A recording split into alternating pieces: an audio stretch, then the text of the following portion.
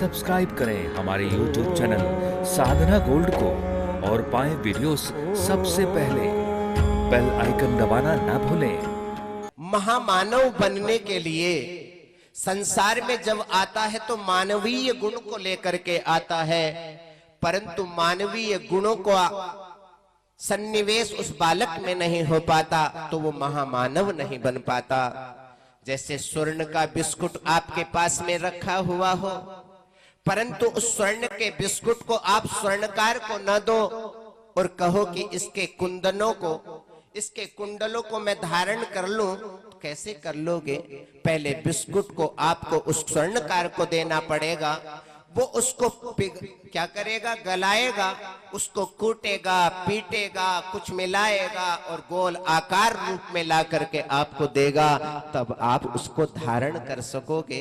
उन कुंडलों को धारण करके आपका शरीर सुशोभित हो जाएगा, आप अलंकृत कहलाओगे। उसी प्रकार से सज्जनों, जिन लोगों के जीवन में ये प्रकार के संस्कार हुआ करते हैं, षोडश संस्कार हुआ करते हैं, वही जीव इस संसार में महामानव बना करते हैं। महामानव का मतलब है राम और कृष्ण। राम और कृष्ण का मतलब है उनके जीवन में षोडश संस्कार हैं। उनके जीवन में संस्कार बाल्यकाल से नहीं, अपितु माता की उदर से पूर्व से उन्होंने सद्भावना जागृत करी है। मेरी संतति ऐसी होगी, इस प्रकार की संतति का मैं निर्माण करूंगा जो पूरे विश्व का संरक्षण और संपालन कर सके। ये पहले पवित्र भाव हमारे मस्तिष्क में आया करते हैं। संस्कार का मतलब है संस्क्रियते इति संस्कारः, परिष्क्रियते इति परिष्कारः। संस्कार में परिष्कार में बहुत अंतर नहीं होता। संस्कार का मतलब है परिप्रक्षालित कर देना। जैसे शरीर में गंदगी होती है, स्नान करके प्रक्षालित करके आप उसको स्वस्थ बना लिया करते हो, आप उसको पवित्र बना लिया करते हो। बनाते हो कि नहीं? स्नान करते हो ना, तो स्नान से क्या होगा? बाहर के तन की गंदगी समाप्त हो जाएगी, परंतु अंदर जो गंदगी है उसका क्या करोगे? उसकी गंदगी को समाप्त करने के लिए सज्जनों संस्कार हुआ करते हैं। वही संस्कार हमको महामानव बनाया करते हैं। सज्जनों, प्रत्येक व्यक्ति के लिए षोडश संस्कार की यहाँ विधि बतलाई है। वो षोडश संस्कार क्या क्या है? गर्भाधान संस्कार से लेकर अंत्येष्टि संस्कार पर्यंत षोडश संस्कार है। सर्वप्रथम गर्भाधान संस्कार है।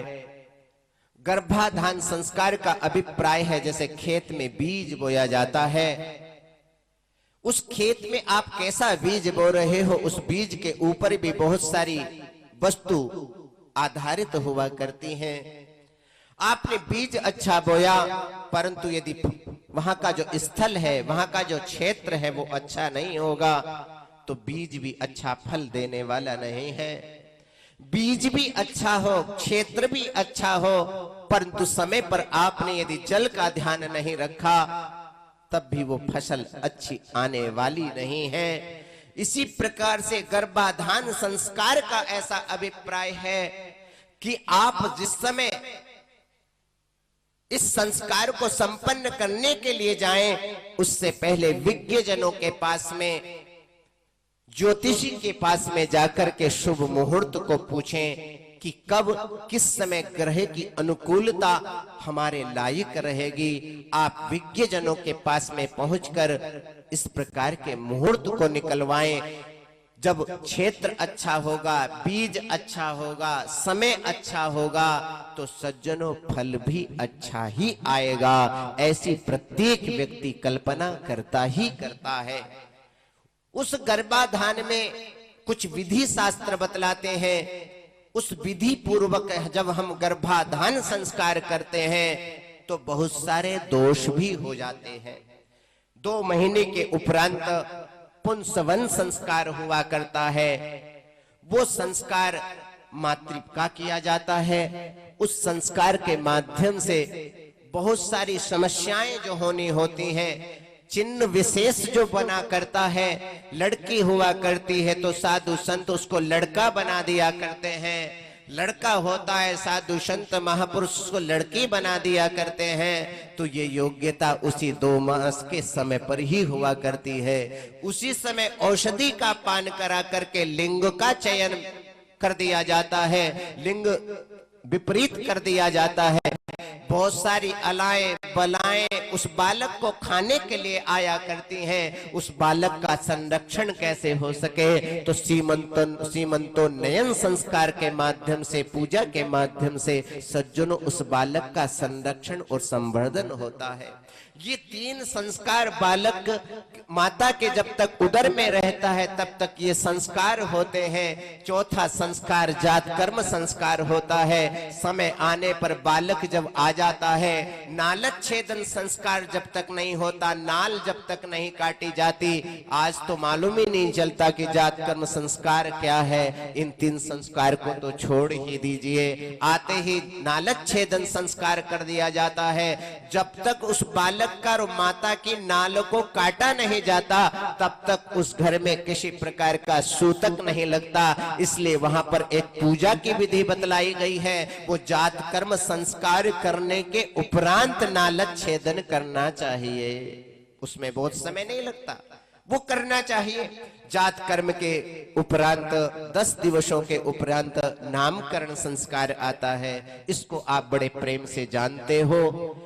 नामकरण के बाद में निष्क्रमण संस्कार आता है। लगभग 4 मास के उपरांत में उस बालक का जो शरीर है बड़ा कोमल होता है, बड़ा मृदु होता है। उसके अंदर तादृश योग्यता नहीं होती कि भगवान सूर्य की किरणों को और भगवान सूर्य की आभा मंडल, कांति मंडल को वो अपने छोटे छोटे नेत्रों से देख सके। जो बालक उगते ही, बालक उत्पन्न होते ही भगवान सूर्य को देख लेता है, उसकी आंखें कमजोर हो जाया करती हैं। इसलिए पहले व्यवस्था थी 4 महीने तक उस बालक को अंदर ही रखा जाता था, बाहर नहीं निकाला जाता था। उसका परिणाम यह होता था 100 वर्ष तक हमारी आंखों के ऊपर चश्मा नहीं लगा करता था।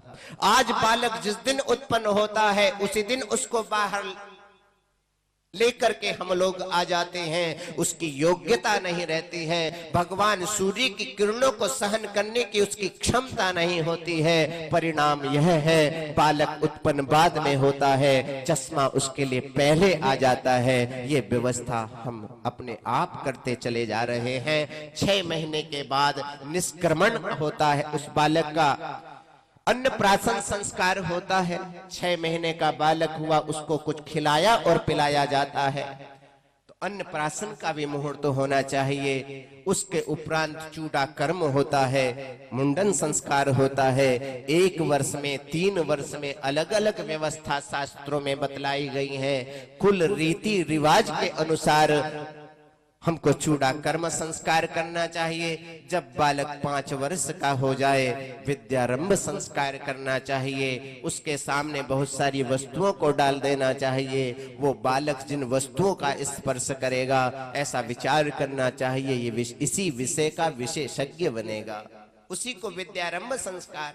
उसके बाद में सज्जनों कर्ण वेद संस्कार है। प्रत्येक बालक के कर्णों का वेधन किया जाता है। बहुत सारे दोष हमारे जीवन में हुआ करते हैं, उन दोषों की निवृत्ति संस्कारों के माध्यम से हुआ करती है। उसमें कर्णवेद संस्कार की एक विशिष्ट परंपरा है। कर्णवेद संस्कार आता है। उसके बाद बालक 8 वर्ष का ब्राह्मण का बालक हो जाता है, क्षत्रिय का 11 वर्ष का हो जाता है और वैश्यों का 12 वर्ष का हो जाता है। तब उसके लिए उपनयन संस्कार की विधि जाती है। उपनयन का मतलब है उप समीपे गुरोह समीपे नयनम। जब अपने बालक को, जब बालक जब थोड़ा सा बड़ा होता है तो शिक्षा लेने के लिए गुरु के पास में उस बालक को हम लेकर के जाते हैं। वहां पर उपनयन संस्कार होता है।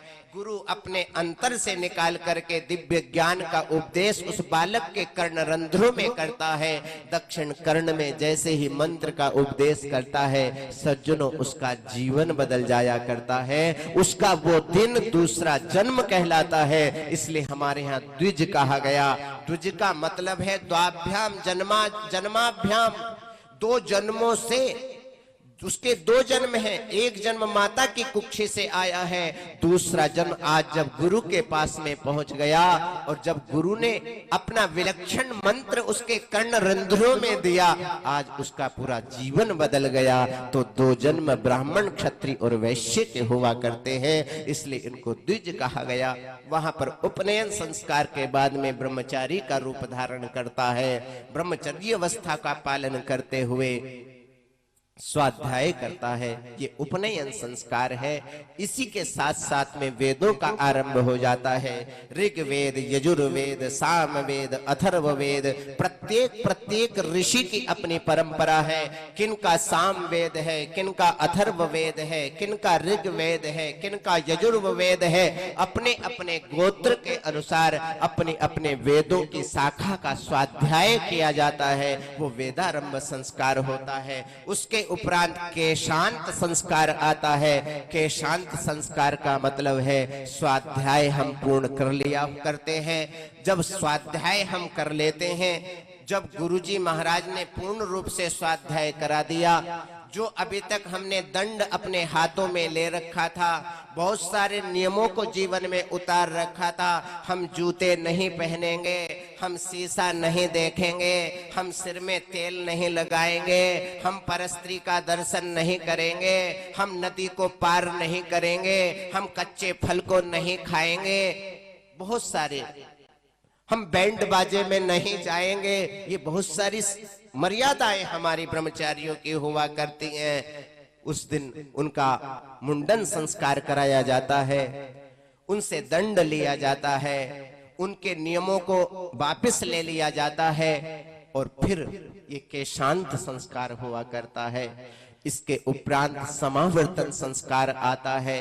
जैसे माता पिता अपने बालक को लेकर के गुरु के पास में जाते हैं, उसको उपनयन संस्कार की विधि बतलाई जा रही है।